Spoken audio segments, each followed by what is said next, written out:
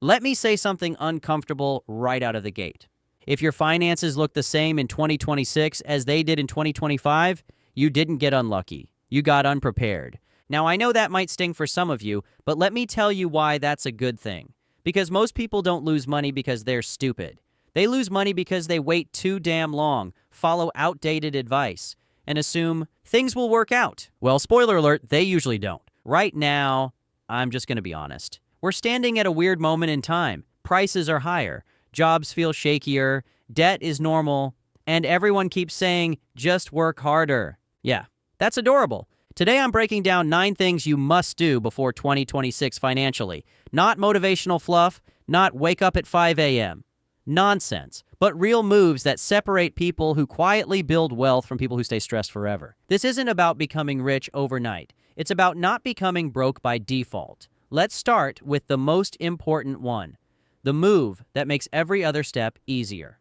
Number 1, stop playing defense with money and start playing offense. Now to kick things off. Here's the mistake literally almost everyone makes. They treat money like it's something to protect, not something to deploy. They say things like, I'm just trying not to mess up. I don't want to lose money. I'll invest later when I feel ready. That mindset is financial quicksand. Playing defense feels safe, but it slowly bleeds you dry. Think of it like this. Imagine you're in a boxing match, but your entire strategy is covering your face and hoping the other guy gets tired. You're not winning that fight. You're just delaying the knockout. Money works the same way. Inflation punches you every year. Taxes punch you every year. Lifestyle creep punches you every year. If you're not actively growing money, you're quietly losing it. Before 2026, you need to flip the switch from, I hope nothing bad happens, to, how do I make my money work harder than I do? That doesn't mean gambling. It means understanding where your money is actually going and what it's actually doing. Because right now, most people's money is doing absolutely nothing.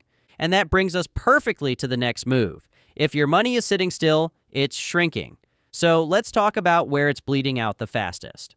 Number 2, kill high interest debt like it's a financial disease. All right, time to get brutally honest for a second. High interest debt is the reason most people feel broke even when they make decent money. Credit cards, personal loans, buy now, pay later nonsense, car payments that feel like a mortgage. Debt doesn't just cost you money. It steals your future options. Here's the part people don't understand. When you carry high interest debt, you're not just paying interest, you're paying with time. Time you could have invested, time you could have saved, time you could have used to build leverage. Instead, you're working for yesterday's purchases.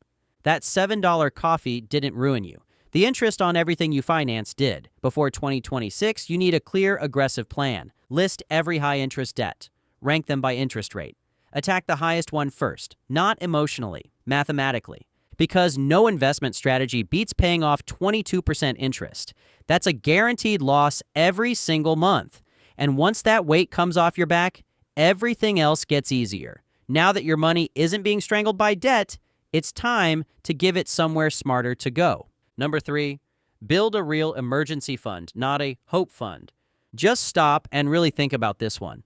Most people think they have an emergency fund, but what they actually have is a checking account balance, a credit card, and blind optimism. That's not a plan. That's a prayer. A real emergency fund means 3 to 6 months of expenses sitting somewhere boring, accessible, and safe. Not invested, not tied up, not I can pull it out if I need to.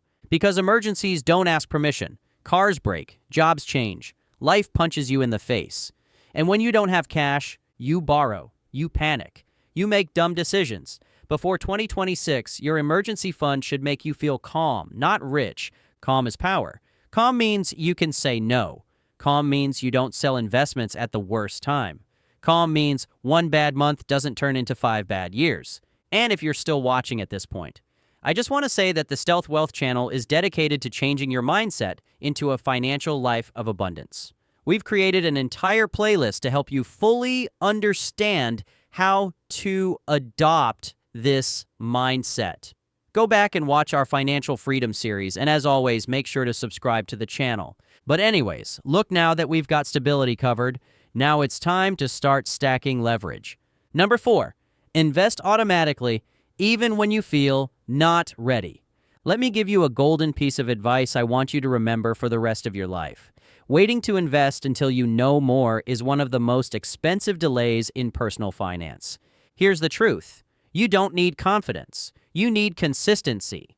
Automatic investing beats perfect timing every single time. Set it, forget it. Let time do the heavy lifting, because time in the market beats timing the market. And yes, that cliche is true for a reason.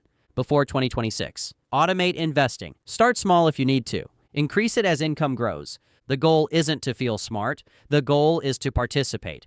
Because money that never gets invested never gets the chance to grow. But investing alone isn't enough, because income still matters. Number 5, build at least one income stream that isn't your job. Let's face it, your job is not security. It's a single point of failure. And before anyone gets offended, this isn't anti-job. It's pro-options. Because when your income only comes from one place, you're one decision away from stress. Before 2026, you need one extra stream, not 10, not passive overnight, just one. Something you control, something scalable, something that doesn't depend on a boss's mood. Extra income buys, faster debt payoff, bigger investments, more flexibility, less fear. And no, it doesn't have to be glamorous. Boring money compounds too. More income means more choices, but only if you don't blow it. Number 6, learn to live below your means without feeling poor. Now, let's be real. This is where people mess up. They hear live below your means and picture suffering. No fun, no freedom, no joy. Basically, a financial prison. That's not wealth. That's punishment. Real wealth isn't about spending less. It's about spending smarter.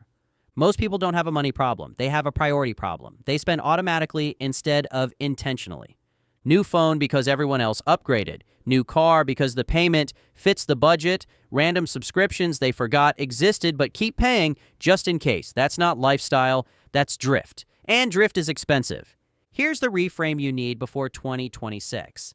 Living below your means does not mean cutting joy. It means cutting the things that don't actually improve your life. Think of your money like calories. You don't get unhealthy because you eat food. You get unhealthy because you eat junk. Same with spending. Luxury isn't the problem. Unintentional luxury is. Rich people still spend money. They just don't spend it on things that don't move the needle. They'll happily pay for convenience that saves time, tools that increase income, experiences they actually remember, but they ruthlessly cut status purchases. Just because spending stuff that only impresses people they don't even like. That's the difference. Before 2026, your goal isn't to feel broke, it's to feel in control. Because when your spending is intentional, saving stops feeling painful. Investing stops feeling scary. Progress starts feeling inevitable. You stop asking, can I afford this?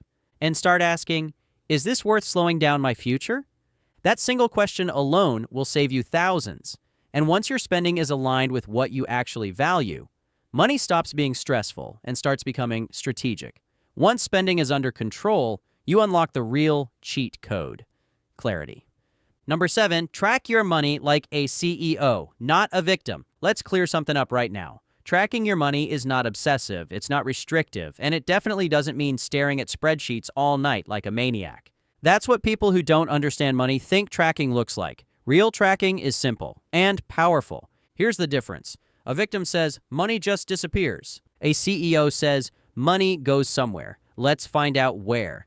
That mindset shift alone changes everything, because when you track your money, you stop guessing. And guessing is what keeps people broke. Most people avoid looking at their numbers because they're afraid of what they'll see. But avoiding it doesn't make the problem smaller. It makes it invisible.